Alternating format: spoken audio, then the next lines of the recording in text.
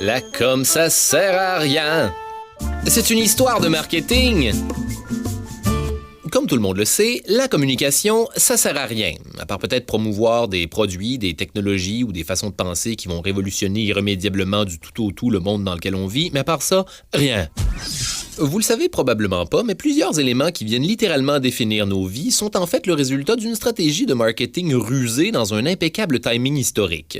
Genre 100% le contraire de ce qui est arrivé avec les lecteurs mini-disques des années 2000. Ah, rien de mieux que se mettre un bon mini-disque pour une balade en Segway.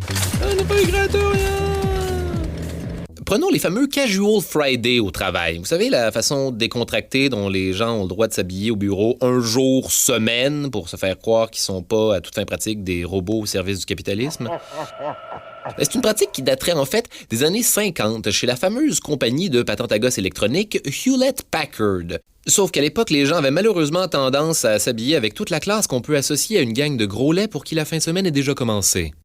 Qu'à cela ne tienne, dans les années 90, la compagnie vestimentaire Lévi-Strauss, plus célèbre pour leurs fameux jeans Levi's que pour leurs Strauss, en aurait profité pour créer avec leurs produits un catalogue du code vestimentaire chic, mais décontracté au bureau, histoire d'injecter un certain décorum professionnel dans le festival de s'habiller comme un dimanche de lavage. Le coup de génie ici, c'était d'envoyer leur catalogue non pas aux consommateurs, mais bien aux directeurs de ressources humaines qui devaient gérer une pareille gang d'épouvantails en coton ouaté. Ce fut un succès retentissant qui permit à la compagnie d'écouler ses stocks en montrant aux gens avec quoi les agencer. Autant dans leur guide, qui était ni plus ni moins qu'une série de photos de gens trop contents de porter des pantalons larges qui leur font un cul flat, nous sommes dans les années 90.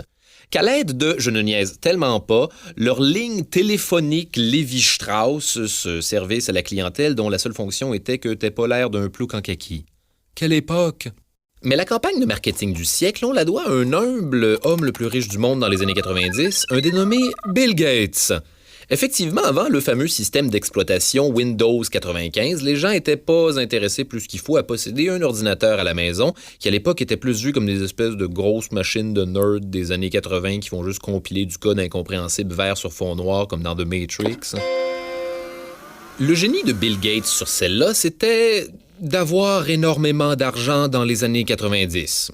Du moins suffisamment pour promouvoir partout dans le monde l'arrivée d'un système d'exploitation facile d'utilisation qui démocratiserait l'Internet, pile à l'époque où les gens savaient pas c'était quoi un système d'exploitation, ni Internet d'ailleurs. Un colossal 300 millions de dollars a été investi en publicité pour placarder Windows 95 sur les autobus, à la télévision. On a projeté les couleurs de Microsoft sur l'Empire State Building, ça c'est la stratégie de marketing de King Kong, soit dit en passant. À Londres, on offrait 1,5 million de copies du Times juste pour être sûr que le monde tombe sur l'annonce qu'il y avait dedans. Résultat, lors du lancement le 24 août 1995, mon grand-père qui se met des essuie-tout en dessous des aisselles pour écouter la TV au savait c'était quoi Windows 95. Fun fact, le buzz était tellement grand que les gens s'achetaient le manuel d'instruction de Windows 95 avant d'avoir Windows 95, alors que je vous rappelle que vous avez même pas ouvert le manuel de votre autocuiseur à pression qui pourrait à tout moment faire exploser la moitié de votre face.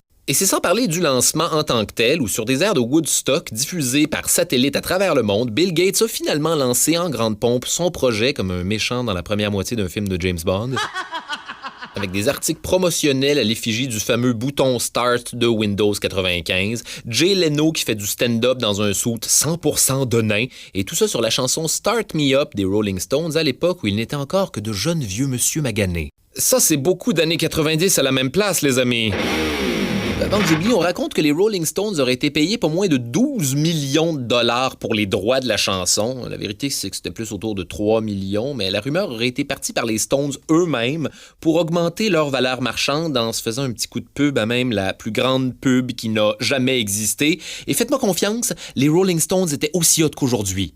C'est-à-dire déjà sur leur déclin. En même temps, je dis ça, mais comme vous le savez, la com, ça sert à rien.